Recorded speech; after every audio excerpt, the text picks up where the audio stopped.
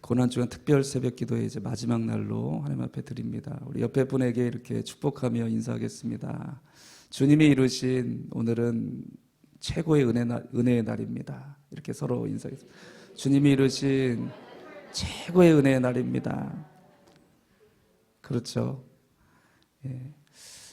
예수님께서 오늘 이제 금요일 고난주간 이 시간 십자가에 오전 9시부터 오후 3시까지 6시간 시간 동안 십자가에 달려서 고난받으시고 가시에 찔리셨습니다. 지난 수요일 날 이제 저희 교회에서 이런 주제로 말씀을 나눴는데요. 왜 그렇게 온통 머리부터 발끝까지 가시에 찔리셨는가? 우리 안에 이 죄로 말미암은 가시가 항상 박혀 있는 거예요. 그렇죠. 그래서 주님이 우리의 모든 이 가시 같은 고통, 그냥 상처 같은 고통이 아닌 거예요. 가시가 있으면 그건 아무리 치료해도 낫질 않아요. 가시를 빼내야 낫지. 그렇죠. 이 가시가 박혀 있는 나의 영혼, 나의 심령에 그 가시를 주님이 다 못 박히셨습니다. 할렐루야. 십자가를 이렇게 바라볼 때 더 깊이 주님의 십자가의 의미를 묵상해 보십시오. 주님의 가시에 박히신 가시 십자가에 달리신 주님을 바라보면 내 안에 있는 가시를 주님이 다 찔리신 거예요. 그렇게 믿으십니까? 우울증 가시, 내 마음에 뭐 누굴 미워하고 막 증오하고 원망하는 가시, 이런 거 주님이 다 찔리셨는데 왜 자꾸 갖고 살려고 그러십니까? 오늘 최고의 은혜의 날입니다. 주께서 우리에게 있는 모든 죄와 허물을, 저주를 십자가에 못 박으시사 완전히 다 깨뜨리시고 자신의 육체와 함께 못 박아 죽으셨고, 우리는 주님의 이제 부활의 영광과 생명으로 이 땅에서 살아가게 하시는 줄로 믿습니다. 할렐루야. 그래서 오늘은 참 이렇게 두 마음이 교차하는 것 같아요. 주님을 바라보면 내 죄 때문에 주님이 이런 고난 받으셨다.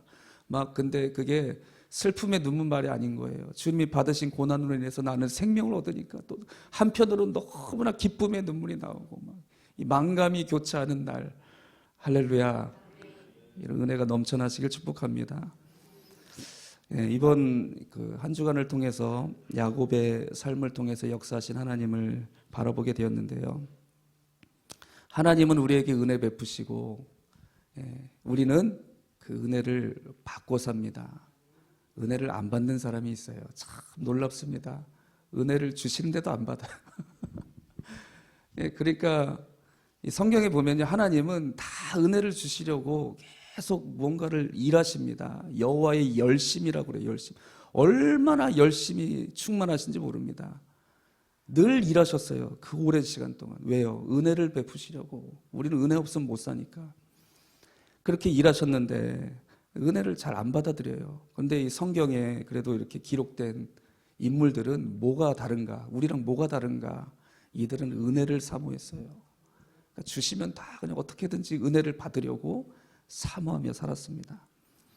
오늘 야곱의 이제 삶의 마지막에 하나님의 은혜를 끝까지 마음에 지키고 삶 속에 그 은혜를 붙들고 어떻게 결론이 났는가, 이 말씀을 통해서 여러분 큰 은혜가 되시길 축복합니다. 본문을 안 읽었죠?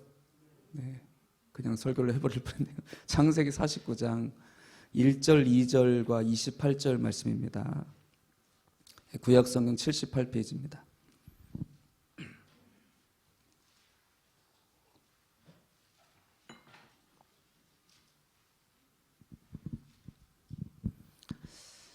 창세기 49장 1절, 2절과 28절 말씀을 우리 다 같이 한 목소리로 믿음으로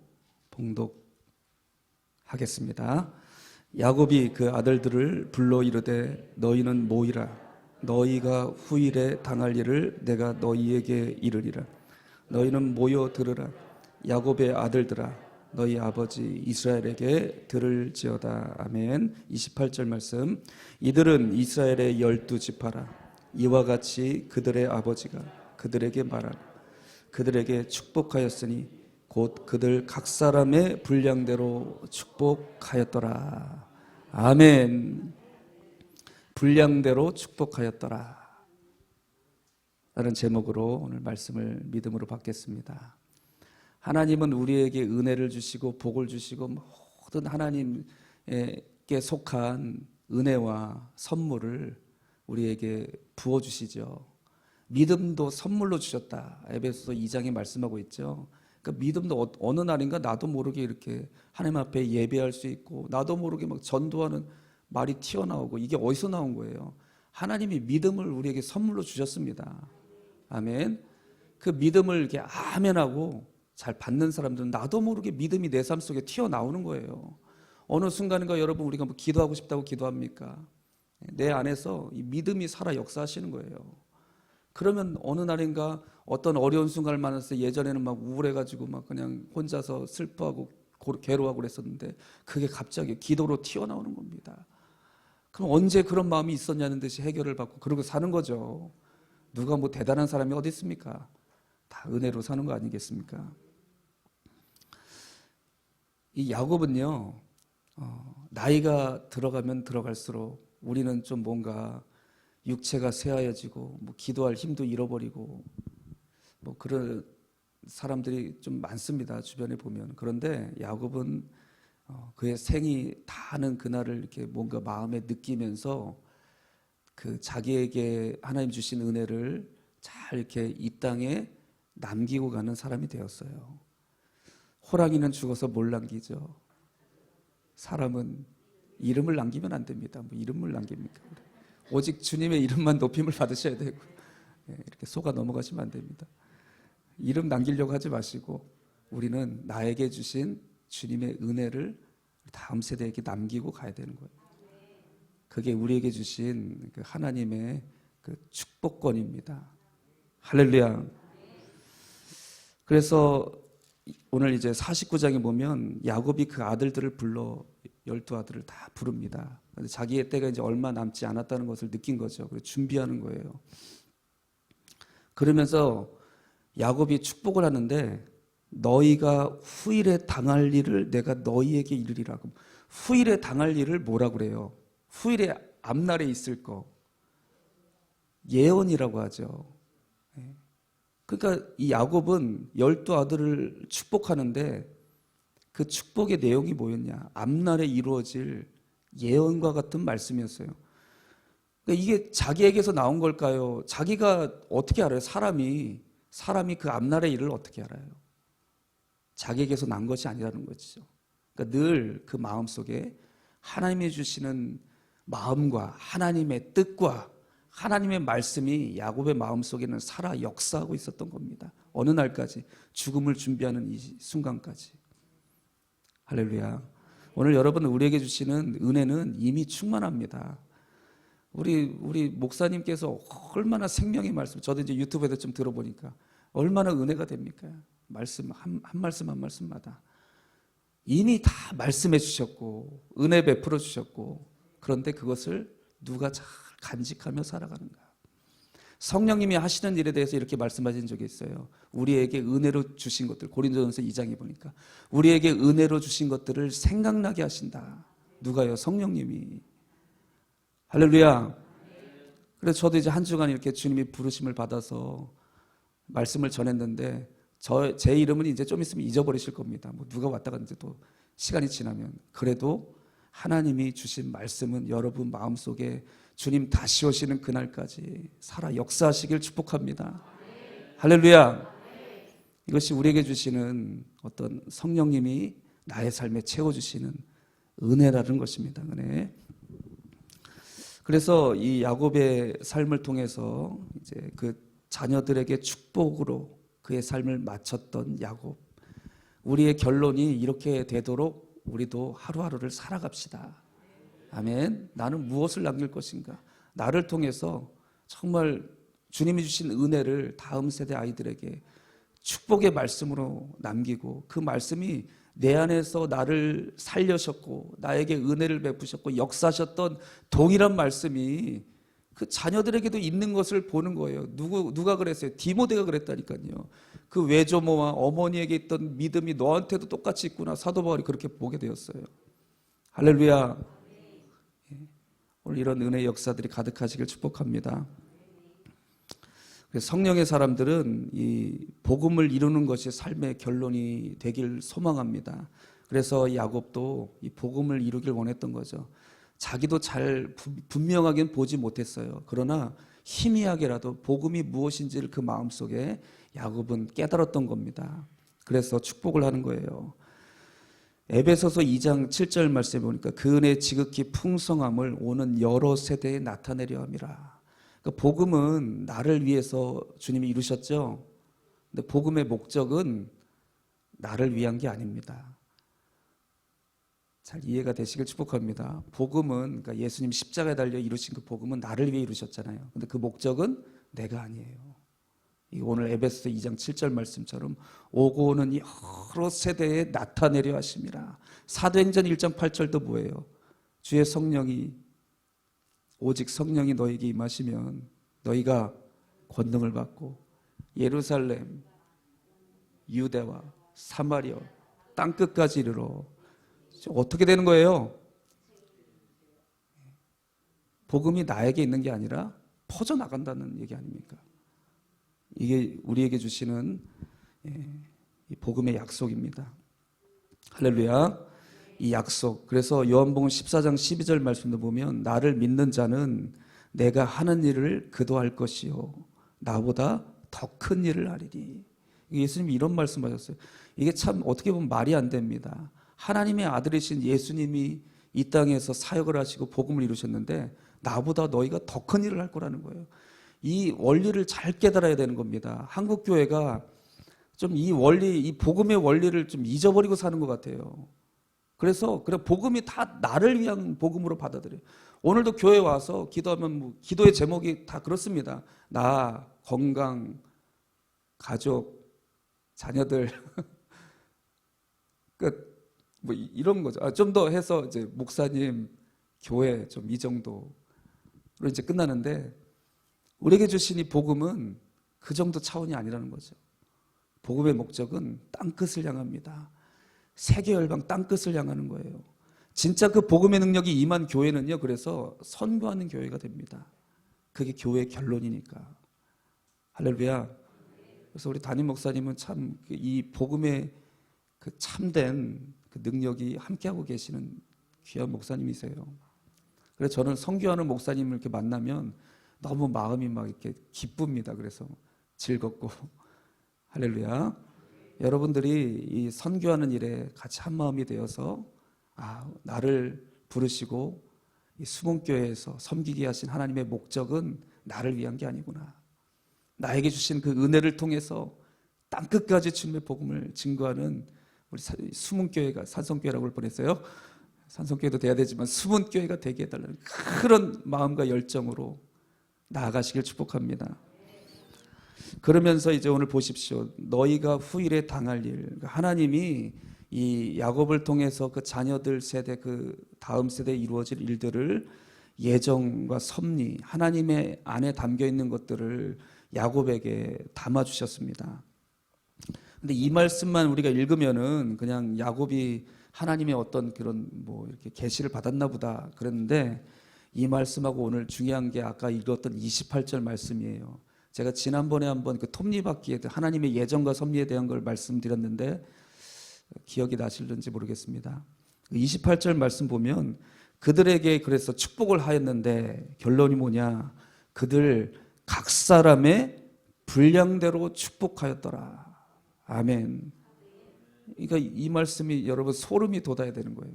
하나님께서 후일에 당할 일을 다 예정해 놓으셨고 하나님의 섭리 안에 있다 그러면서 그 아들들 하나하나 이름을 부르면서 야곱이 이제 축복을 합니다. 어떤 아들은 이게 도대체 축복인지 저주인지 모를 말들을 해요. 하는데 중요한 게 뭐냐? 하나님의 뜻하신 예정과 후일에 당할 일들, 그런 섭리들이 그들의 삶하고 이렇게 연결되어져 있다는 게 이 말씀인 겁니다. 지난번에 말씀드렸던. 그래서 그들의 분량, 각 사람의 분량하고 하나님이 예정하고 뜻하신 일들을 이 땅에 후일에 당할 일을 너희에게 이루겠다 하신 말씀하고 연결되어 있는 거예요. 그러면 우리가 이 땅에서 어떻게 살아야 될지가 답이 나오는 거예요. 답이 나오는 겁니다. 하나님의 뭐 뜻이 있으시죠. 그래서 이슬람이 이거를 완전히 다 이렇게 잘못된, 그들은 뭐 하나님을 온전히 제대로 믿는 사람들이 아니니까요. 이거를 딱 잘라놓고 인샬라 하면 되는 거예요. 사람 땅 죽여놓고 인샬라, 하나님 뭐 알라의 뜻대로 됐다, 그런 거. 그러니까 다 자기의 책임 없어요. 알라의 뜻대로 다 됐다, 그러면 끝나는 거예요. 이거는 잘못된 거죠. 애초에 하나님을 잘 알지 못하기 때문에 그런 이 땅의 어떤 고통과 뭐 여러 테러 단체들 거기 다 나오잖아요. 오늘 여러분, 우리에게 주시는 하나님의 약속과 하나님의 예정과 섭리의 크신 은혜는 우리 각 사람의 분량을 따라서 이렇게 이루어져 가게 하신다 하는 이 말씀을 여러분 꼭 붙드시길 축복합니다. 몇 사람만 좀 야곱의 12아들 중에 살펴보겠습니다. 첫 번째는 르우베나. 이 르우베는 누구예요? 야곱의 장자입니다. 육신의 장자죠. 너는 내 장자다, 내 능력이다. 그래서 우리가 이게 아이들 이렇게 키우다 보면 첫째한테 너무 기대가 많은 것 같아요. 좀 내려놔야 될 것 같습니다. 왜 자꾸 첫째한테 이렇게 너무 기대를 하다 보니까 첫째들이 좀 마음이 무겁고 힘들죠. 할렐루야. 그래서 우리 자녀들 중에 첫째들은 그런 것 같아요. 그 아이들이 뭐 이렇게 그런 것도 있지만 우리 부모들이 아이를 처음 키워보는 거 아닙니까? 그러니까 가장 미숙할 때 아이들을 이렇게 키우는 자녀가 첫째 자녀잖아요. 그래서 그런 부분들이 있는 것 같아요. 우리가 그래서 특별히 오늘 이게 첫째이신 분들을 더 하나님 앞에 우리 자녀들을 위해서 이렇게 기도하고 중보해야 될 줄로 믿습니다. 성경에 좀 그런 일들이 많잖아요. 첫째들이 은혜를 받지 못하고 이런 일들이 많거든요. 할렐루야. 저희 집에도 첫째를 위해서 기도를 가장 많이 합니다. 가장 마음을 무겁게 하고 힘들게 하는. 그래서 이 르우벤이 내 장자요 내 능력이고 기력의 시작이라 그랬는데 4절 말씀 보면 물의 끓음 같았다 그런 거예요. 그러면서 너는 내 침상을 더럽혔다. 이런 르우벤의 삶에 있었던 얘기잖아요. 그런데 여러분 보십시오. 그러니까 지금 야곱이 후일에 당할 일을 너희에게 이르겠다. 이 르우벤이 자기 개인의 일만이 아닌 거예요. 그때 이제 르우벤의 삶과 이제 야곱을 통해서 그 르우벤이 지파가 되잖아요. 앞으로 지파가 되는 일까지 이게 연결이 되는 거예요. 이게 소름이 돋지 않습니까? 내가 그냥 신앙생활하고 지금 이렇게 살고 있잖아요. 그냥 어떨 때는 막 이렇게 순종하지 못할 때도 있었죠. 근데 그게 내 개인으로 끝나는 일이 아니라는 거예요. 후일에 당할 일과 내가 지금 어떻게 믿음으로 살든지 때로는 불순종하든지 뭐라든지 이게 연결되어져 있다는 거예요. 연결되어져 있다. 아멘. 오늘 그래서 우리의 삶은 너무나 중요합니다. 여기 계신 한 사람 한 사람의 삶을 통해서 하나님은 앞날에 이루실 일들을 이게 아름답게 성취해 가시길 원하시는 거예요. 두 번째를 보시면 이제 시므온과 레위가 둘이 세트로 나옵니다. 이들은 폭력의 도구다. 어떤 일 디나가 이렇게 강간을 당한 일이 있었죠. 야곱의 딸이 그 일로 이 시므온과 레위가 막 혈기가 나가지고 그들을 이제 막 속여서 할례받게 하고 한날에 그냥 다 쳐서 멸해버렸습니다. 야곱이 그 사건을 경험하고 나서 너희들은 폭력의 도구구나. 분노대로 막 사람을 죽이고 혈기대로 해서 너희들은 저주를 받을 것이다. 분노가 맹렬하니 저주를 받고 너희가 야곱 중에서 너희는 나누고 흩어져 버리게 될 거다. 이런 저주가 어디 있습니까? 그러니까 첫째, 둘째, 셋째 다 어떻게 보면 저주 같은 말씀이 임했는데, 근데 여러분 나중에 후일에 이 일이 이제 그 시므온과 레위로 끝난 게 아니라 나중에 지파의 일들로 연결이 되는 거예요. 참 놀랍습니다. 하나님이 이렇게 보고 계시는 하나님의 눈은 우리의 시간과는 다른 거예요. 그래서 어떻게 됐느냐, 나중에 시므온 지파는 유다 지파에 흡수돼서 없어져 버립니다. 진짜 흩어져 버려요. 야곱 중에 나누고 흩어버리겠다. 그렇게 됩니다. 레위 지파는 어떻게 됐죠? 됐습니다. 그렇게 흩어져 버렸어요. 어떻게 흩어졌습니까? 근데 각 지파를 하나님을 찬송하고 예배하는 섬기는 레위 지파, 제사장 지파로 그렇죠? 하나님을 섬기는, 예배를 섬기는 지파로 각 지파에 흩어졌어요. 똑같이 저주를 받았는데 왜 레위 지파는 이렇게 되고 시몬 지파는 그냥 사라져 버렸는가? 한 가지 결정적인 사건이 있었죠. 출애굽기 32장에 레위가 이스라엘 백성이 우상을 섬기고 다 반역하고 있을 때, 모세가 시내산에 올라갔을 때요, 다시 내려와서 십계를 들고 돌판을 들고 내려왔죠. 그때 레위 지파가 다 칼을 차고 모세 편에, 여호와 편에 딱 서서 그 우상을 섬기는 자들을 멸하고 그 땅에 있는 우상을 섬기는 저주를 제하여 버렸어요. 할렐루야.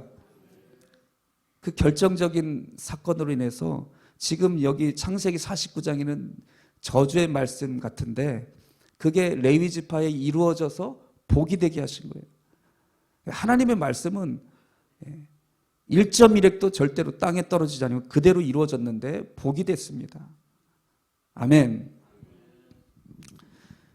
이 야곱의 12아들들의 삶, 우리가 이들의 삶을, 이 내용들을 49장의 내용들을 보면서 우리에게도 하나님이 동일하게 은혜를 주시고 역사하실 것을 깨달아야 할 줄로 믿습니다. 그 네 번째 아들이 이제 유다 지파잖아요. 유다는 사자 새끼로다. 9절 말씀 보십시오. 내 아들아 너는 움킨 것을 찢고 올라갔더라. 10절에 규가 유다를 떠나지 아니하며 통치자의 지팡이가 그 발 사이에서 떠나지 아니하기를 실로가 오시기까지 이르리니. 할렐루야. 실로가 오신다. 우리 주 예수 그리스도의 이 땅에 오실 것을 유다를 통해서 말씀하고 계신 거예요. 그래서 결국은요, 이 첫째 아들부터 그 장자, 영적인 장자는 유다가 이어받게 되었죠. 유다의 자손에서, 유다를 통해서 예수님은 이 땅에 오시게 되는 것입니다. 할렐루야. 여러분, 근데 유다가 이렇게 장자의 복을 받게, 넷째 아들인데 장자의 복을 이어받게 된 이유가 무엇인가? 그 분량만큼 하나님이 사용하신 거예요. 그 분량이 무엇이냐면요, 그 속에 그 마음을 품었습니다. 누구의 마음을 품었는가? 우리 주 예수 그리스도의 마음을 유다가 품게 되었어요. 오늘 이 자리에 계신 우리 수문교회 모든 성도님들도 예수님의 마음의 분량이 우리 속에서 가득하게 되길 축복합니다. 그게 은혜의 분량이고 믿음의 분량이고 축복의 분량인 겁니다. 너희는 이 마음을 품으라. 우리 주 예수 그리스도의 마음이다. 유다에게 한 가지 사건이 있었죠. 야곱이 이제 그 양식이 다 떨어져서 요셉이 이제 거기 갔을 때, 생각나십니까? 형제들한테 양식을 얻어오라고 야곱이 그 아들들을 보냈는데 유다의 마음속에 뭐가 있었냐면 예수님의 마음이 임한 겁니다. 하나님은 꼭 예수님의 마음을 가진 사람을 통해서 일하시는 거예요. 할렐루야. 옆에 분에게 이렇게 예수님의 마음을 가지시길 축복합니다. 다시 한번. 혹시라도 또 주무실지 모르죠. 예수님의 마음을 가진 사람을 통해서 일하시는데 어떤 일이 있었냐면요, 이제 양식을 가져오라 했는데 요셉이 테스트를 하잖아요.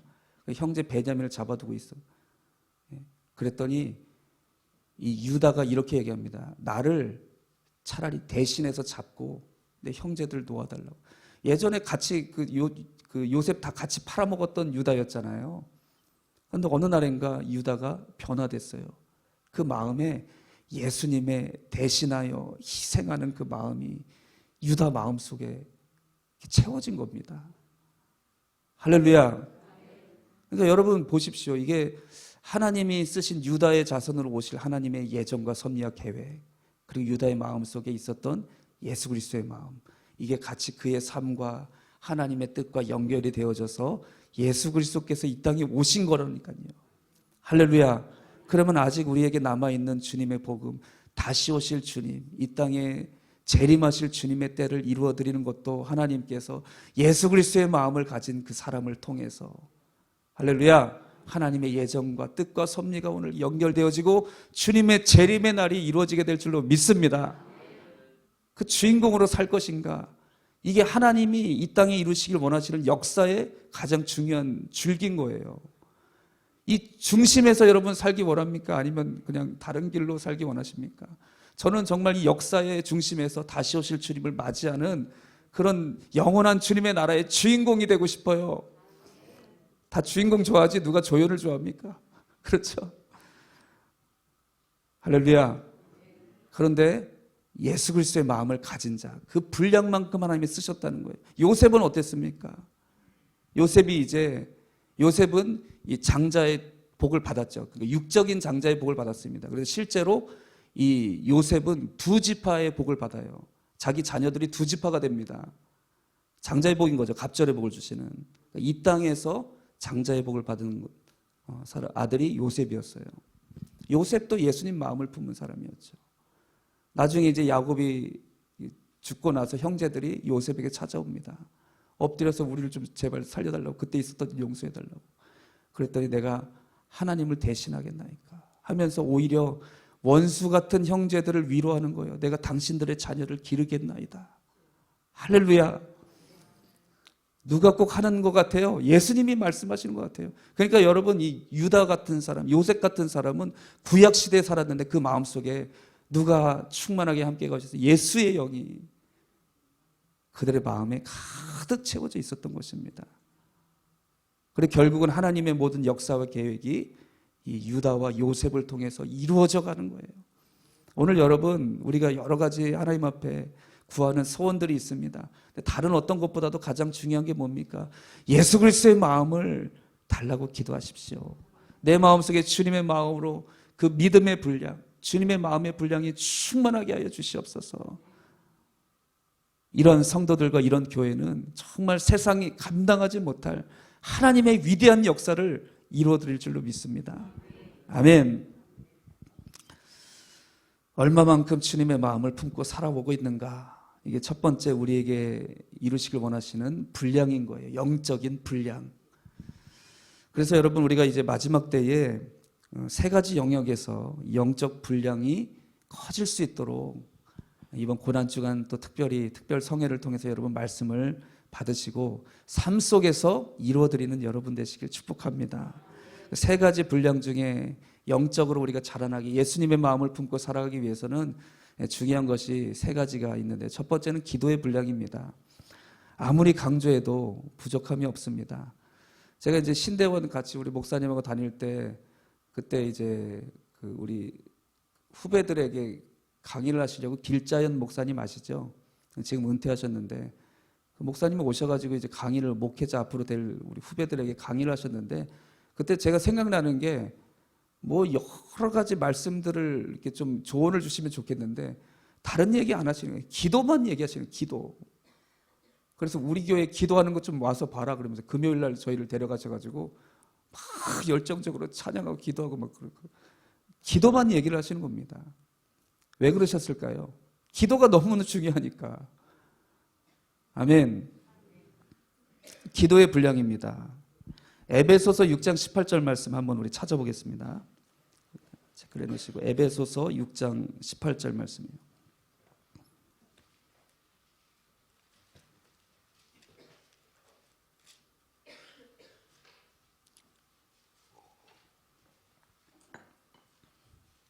신약성경 317페이지입니다.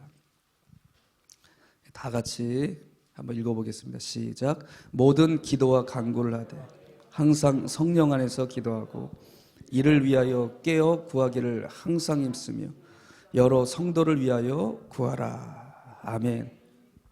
전신갑주에 대한 말씀 많이 들으셨죠? 전신갑주가 끝나는 게 꼭 17절까지 끝나요. 그런데 또 한 가지 보이지 않는 무장이 뭐냐? 모든 기도와 간구다. 이것도 전신갑주인 거예요.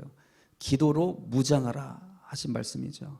그런데 어떻게 우리에게 이 기도의 분량을 이루시길 원하시냐? 그 기도의 분량, 그 기도가 내 안에서 전신갑주로 하나님의 능력으로 충만한 상태, 그거를 항상 성령 안에서 기도하고 이겁니다. 이게 기도의 목적이에요.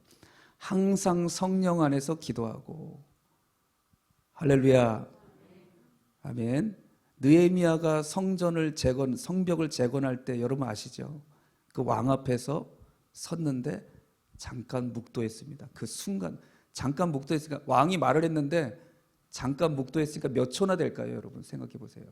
뭐 왕이 얘기하는데 거기서 뭐 주여 삼창하고 막 이러고 있을 수 없잖아요. 그러니까 왕이 물어봤을 때 잠깐 한 2, 3초 마음으로 하나님 앞에 기도한 거예요. 잠깐. 근데 하나님이 그 잠깐의 묵도의 시간에 응답하셨어요.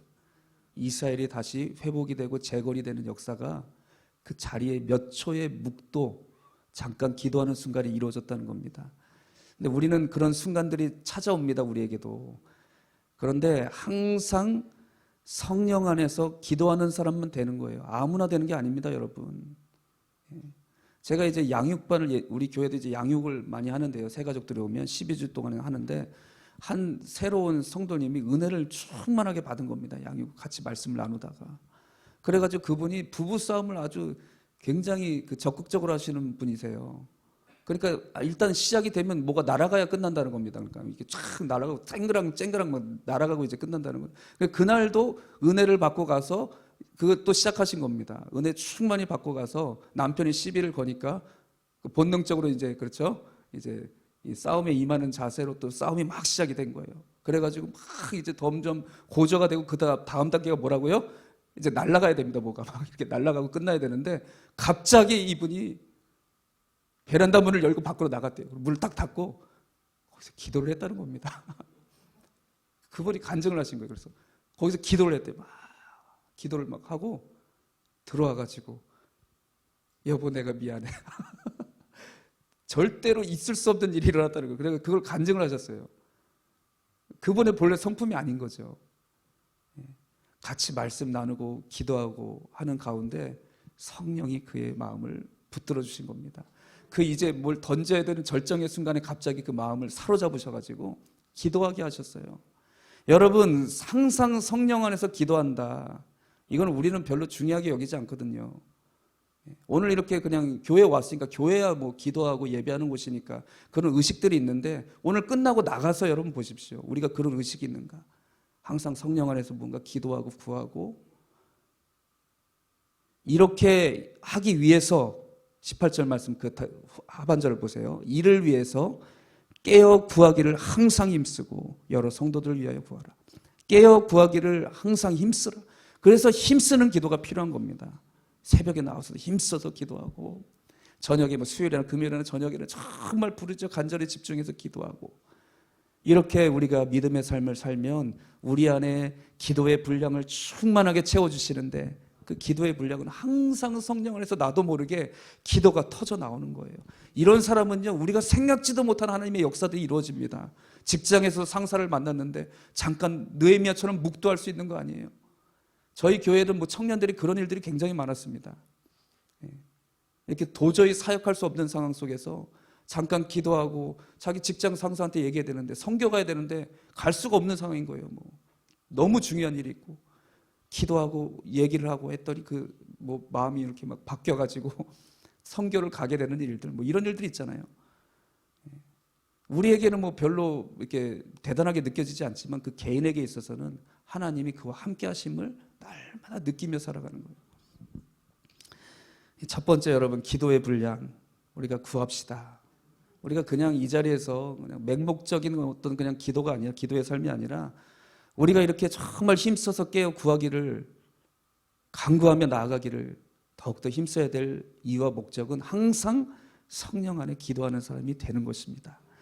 이 기도의 분량이 충만한 복 있는 여러분 되시길 축복합니다. 두 번째는 말씀의 분량입니다. 에베소서 4장 15절에 오직 사랑 안에서 참된 것을 하여 범사에 그에게까지 자랄지라. 범사에 그에게까지 자랄지라. 그는 누구세요? 우리 예수님이시죠. 할렐루야. 우리의 목표는, 목적은 예수님이니까 그에게까지 자랄지라. 어느 일에요? 범사를 얘기합니다. 범사에. 그래서 여러분, 이거를 말씀의 분량이라고 합니다. 말씀은요, 지식으로 아는 게 분량이 아닌 거예요. 너무 그 말씀을 공부만 하는 거예요. 그 살아있는 말씀이 아닙니다. 하나님의 말씀은 살았고 활력이 있다. 예전 번에 운동력이 있다. 그러니까 말씀이 진짜 우리 안에 오시면요, 뭔가 액션이 나오고 행함이 따르게 돼 있어요. 그런 건 없어요. 그냥 지식이 많아지는 거예요. 성경의 지식, 뭐 말씀 어디 무슨 말 다 알아요. 근데 진짜 내가 희생하고 어떨 때는 누군가를 위해서 내가 내려놔야 될 때 못 내려놓으면 그 말씀이 내 안에 이루어지지 않은 겁니다. 그냥 알 뿐이지.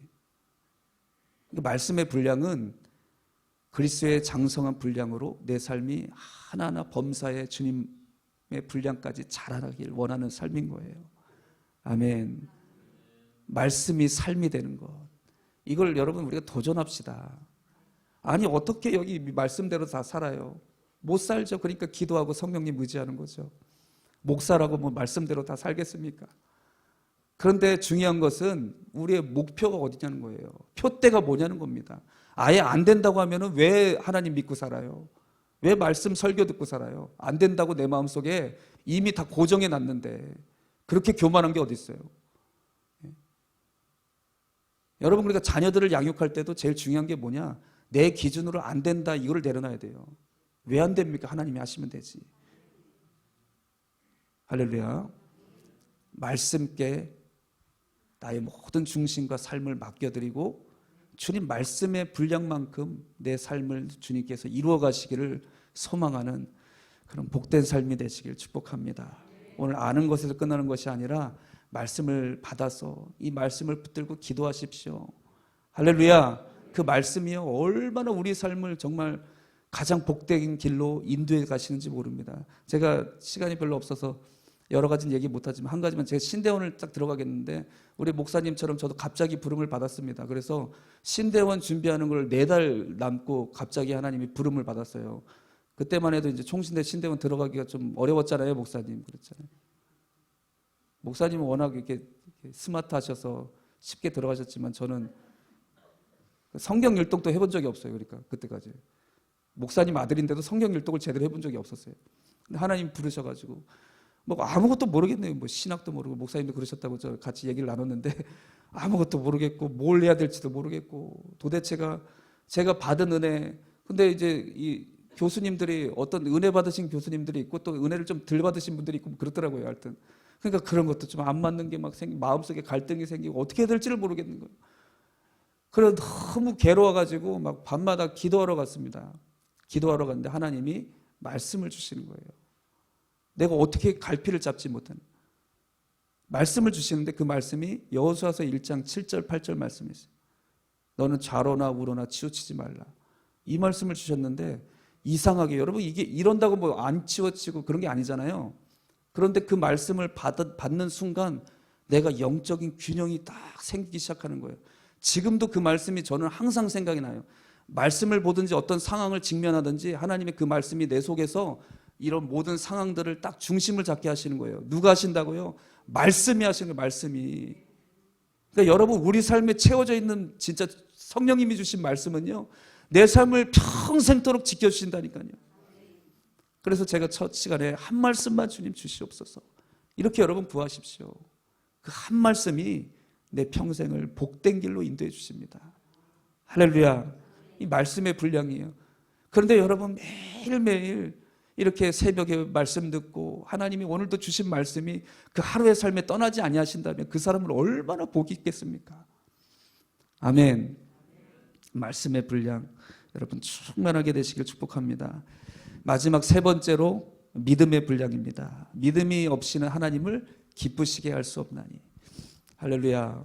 히브리서 11장에 이제 믿음에 대한 말씀들을 쭉 말씀하고 있는데 믿음이 없이는 하나님을 기쁘시게 할 수도 없고 믿음이 없이는 하나님이 역사하시는 법이 없습니다. 그래서 예수님도 이 땅에 오셔서 무언가를 이제 치유하시고 귀신을 쫓아내시기도 하고 모든 사역을 하실 때 믿음을 찾으신 거예요. 그러니까 믿음을 내놔라는 거예요. 믿음을 내놔. 그럼 내가 너에게 역사해 줄게. 항상 그렇게 일해 오셨던 것이죠. 그래서 여러분 우리에게 주시는 하나님의 은혜는 믿음의 분량입니다. 여러분 믿음의 분량이 커지게 되시길 축복합니다. 할렐루야. 지금 자기 영혼을 들여다보십시오. 믿음의 그릇이 얼마네요? 간장그릇이, 밥그릇, 대접. 믿음의 그릇이 얼마나입니까? 보신 적 있으세요 혹시? 내 믿음의 그릇? 보입니다. 어떤 일을 닥치면 보여요. 믿음은 보이지 않는 건데 실상으로 바라는 것들이 실상으로 어느 순간순간마다 하나님이 나타내 보여주실 때가 있어요. 믿음의 분량 이게 커진 만큼 하나님이 그만큼 쓰시는 것입니다. 그래서 로마서 14장 23절에 믿음을 따라 하지 아니한 모든 것이 죄니라, 이렇게까지 주님 말씀하셨죠. 오늘 여러분, 우리에게 주시는 그 믿음, 말씀을 믿는 그 믿음만큼 하나님은 우리를 복되게 사용하시고 그 분량만큼 하나님은 채워줄 수 있는 거예요. 그러니까 은혜를 다 하나님이 부어주신다고 그랬죠. 그런데 이 그릇이 요만하면 요만큼만 차는 거죠. 그 이상이 부어주신 건 어떻게 돼요? 다 쏟아져 버리는 거죠. 할 수 없는 겁니다. 각 사람의 분량이 있는 거예요. 12아들에게 야곱이 축복했는데 각 사람의 분량대로 축복하였더라. 이게 결론이 되었어요. 그러니까 여러분, 우리가 자꾸 뭐 복을 달라고 그러잖아요. 하나님 복을 안 달라고 해도 주신다니까 자꾸 왜 복 달라고 그러십니까?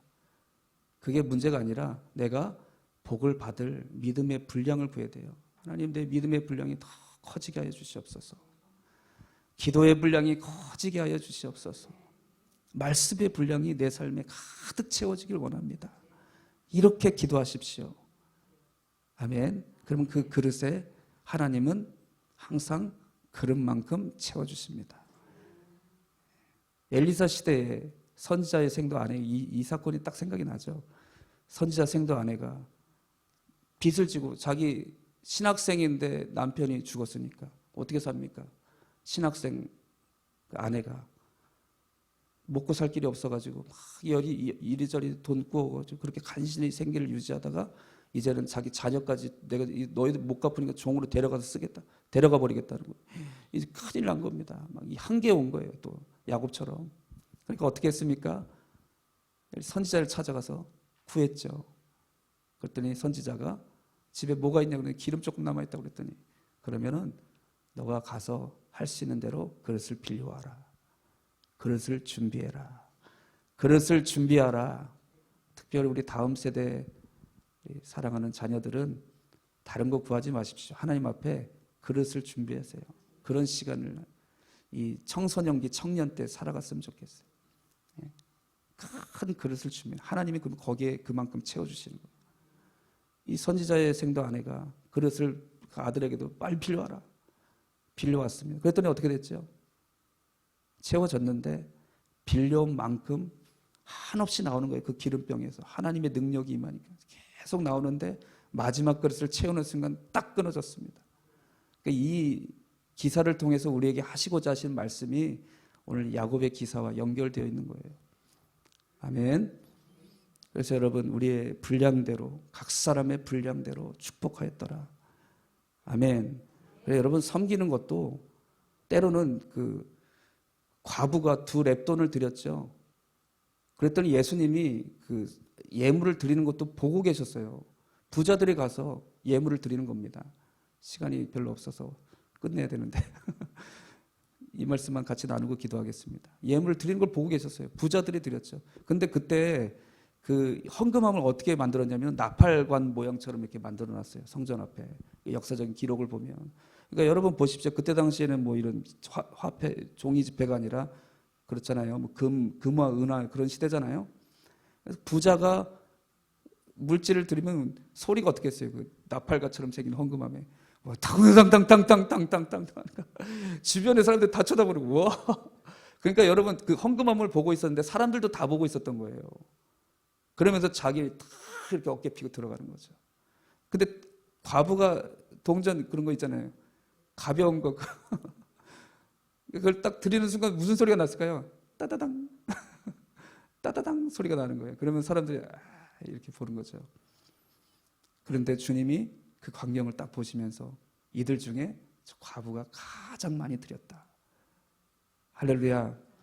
우리가 뭐 물질의 주님은 양을 말씀하신 게 아닌 거죠. 그런데 그 과부의 믿음의 분량은 자기의 생활비 전부까지라도 드릴 수 있는 분량이었어요. 이 과부가 부자가 되면 똑같은 거예요. 자기의 모든 것을 하나님 앞에 드릴 수 있는 믿음의 분량이었다고요. 과부는. 주님은 그렇게 평가하셨다고요. 그러니까 우리가 어떤 이 땅의 물질적인 기준이 아니라 하나님 나라에 예수님이 모시는 계산 기준이 있어요. 천국 계산 기준이 있는 겁니다. 천국 가치 기준. 그거는 각각의 개인마다 다른 거죠. 하나님 앞에 내가 어떤 믿음의 분량으로 내 아이 삶을 드리고 있는가. 이게 중요한 겁니다. 저희 교회 한 번은 선교를 가는데 예전입니다. 초기에 2012년도에 한 청년이 너무 가난해요. 집도 가난하고 선교 가고 싶은데 비행기 티켓 40 얼마를 못 구해요. 근데 그거를 우리가 한 30명 막 이렇게 가거든요. 선교단에. 저희 매년 그렇게 갔었는데 이제 코로나 때문에 못 갔는데요. 근데 다 대줄 수가 없었는데 그 친구만 또 대줄 수도 없고 뭐 그래가지고 기도했습니다. 그냥 기도하고. 그랬더니 병하고 이런 걸 모아서 파는 거예요. 청년회가 요즘에 청년회가 그런 거 어떻게 합니까? 병 모으고 막 해가지고 파는 거예요. 얼마나 되겠습니까? 그런데 하나님이 놀랍도록 채워주신 거예요. 누군가 어떤 다른 분의 막 마음을 감동해 그렇게까지라도 해서 선교 가겠다는데. 할렐루야. 여러분, 하나님은 우리에게 복을 주시길 원하시는데 그 분량이 다 각각이 다르다는 거예요. 분량대로 축복하였더라. 오늘 우리가 구할 것은 예수님의 마음으로 채워주시옵소서. 기도의 분량, 말씀의 분량, 믿음의 분량이 충만한 종이 되게 하여 주세요. 우리 숨은 교회가 되게 해주세요. 여러분, 그래서 우리가 그냥 안도해 있지 말고 오늘 우리에게 주신 복음은 오고 오는 여러 세대에 충만하게 이루십니다. 그 일을 이제 우리 원로 목사님 통해서 기초를 놓으셨고 저희 교회도 지금 제가 위임을 받습니다. 좀 이따가 5월 달에 받습니다. 그리고 이제 우리 김성범 목사님 통해서 더 풍성하게 하시는 거예요. 그게 복음의 원리입니다. 그러니까 숨은 교회는 앞으로 더 하나님이 창대하게 하실 거예요. 그게 하나님의 복음의 원리니까 그렇게 믿으십시오.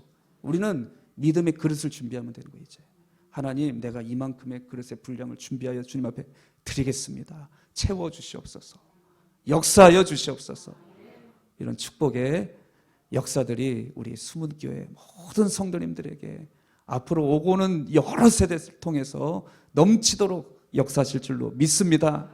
기도하겠습니다. 사랑이 많으신 하나님, 은혜와 사랑을 감사드립니다. 오늘도 성령께서 주시는 말씀을 아멘으로 받습니다. 오늘 고난주간이며 주님이 십자가에서 이루신 이 복음은 우리에게 아버지 하나님 생명을 주시고 큰 은혜를 주시고 우리에게 믿음을 주시어서 오고 오는 여러 세대의 이 믿음과 주님의 주신 복이 더욱더 충만하게 나타나게 하시길 원하신 줄로 믿습니다.